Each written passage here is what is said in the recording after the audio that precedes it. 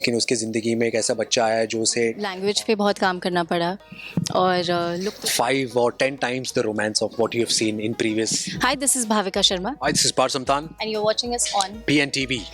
हाय, कैसे हो आप लोग? अरे बड़े समय बाद मिल रहे हैं हम.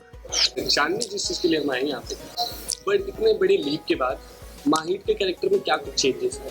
अभी वो मुफ्ती बन चुके हैं, तो सब कुछ अभी जिम्मेदारियां बहुत बढ़ चुकी हैं उसके ऊपर, और वो और इन अ वे जो लास्ट मुलाकात थी, आखिरी मुलाकात थी सहर के साथ, वो बड़ी पेनफुल थी, हर्टफुल थी, और काफ़ी एक्यूजेशंस थ्रो किए थे माहिर पर सहर ने कि आप जिम्मेदार हैं हमारी अम्मी की मौत को लेकर, तो जो कि बहुत बड़ा एक्यूजेशन है, और जो कि माहिर खुद अपनी अम्मी को लेकर, खुद की अम्मी को लेकर इतना इमोशनल था, तो वो और गिल्ट में चला गया है कि सहर की अम्मी के साथ ऐसा कुछ हो गया और उसके ज़िम्मेदार वो है।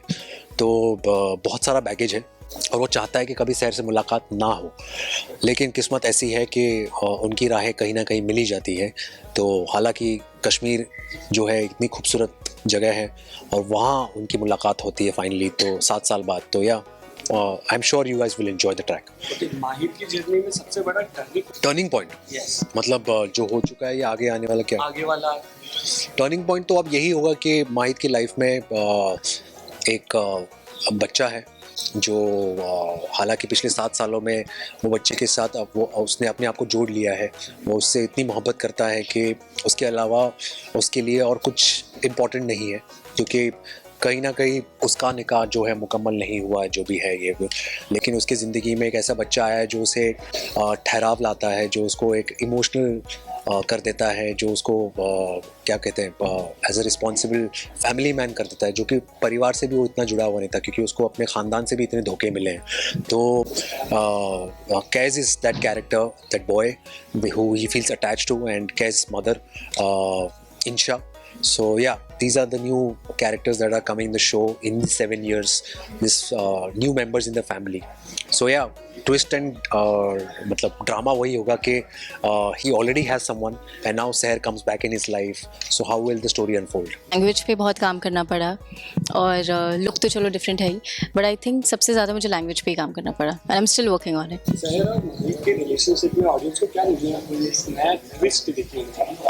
यही कि एंड इस कॉन्वर्जेसन पे हुआ था कि दोनों को एक दूसरे का चेहरा तक नहीं देखना है, ना बात करनी है, वो दोनों नहीं चाहते कि कभी भी दोबारा मुलाकात हो, बट 7 साल बाद सिचुएशन ऐसी होती है कि ये मिलते हैं, बातचीत होती है, नहीं होती है, क्या होता है, for that you have to watch सहर. हालांकि पहले एज रिस्ट्रिक्शन बहुत था कि सहर 16 साल की थी, तो काफ़ी कुछ रिस्ट्रिक्शंस थे when it comes to romance, हमारे काफ़ी लिमिटेशंस भी थे. तो फिलहाल अब now we both are adults, so now we will act like adults, and there will be I would say 5 or 10 times the romance of what you have seen in previous chapter.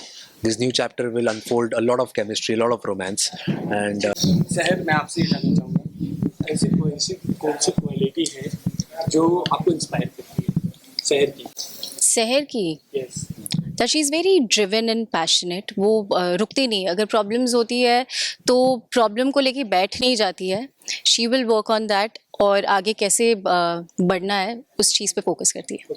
Special message तो यही है कि हालांकि easy नहीं होता किसी के दिमाग में अचानक से उसका चेहरा बदल देना, वो रिलेशन बदल देना, जबकि आपके जहन में वो इतने महीनों से, इतने टाइम से एक छाप छोड़ चुके हैं. तो मैं बस इतना कहना चाहूँगा, थोड़ा सब्र रखिए, थोड़ा पेशेंस रखिए, because I promise you we will come back, we will bounce back, and you will get to see a lot of romance, a lot of chemistry, as you have seen in the previous Seher. This Seher and this Mahit will be, I would say, new characters, although a new love story.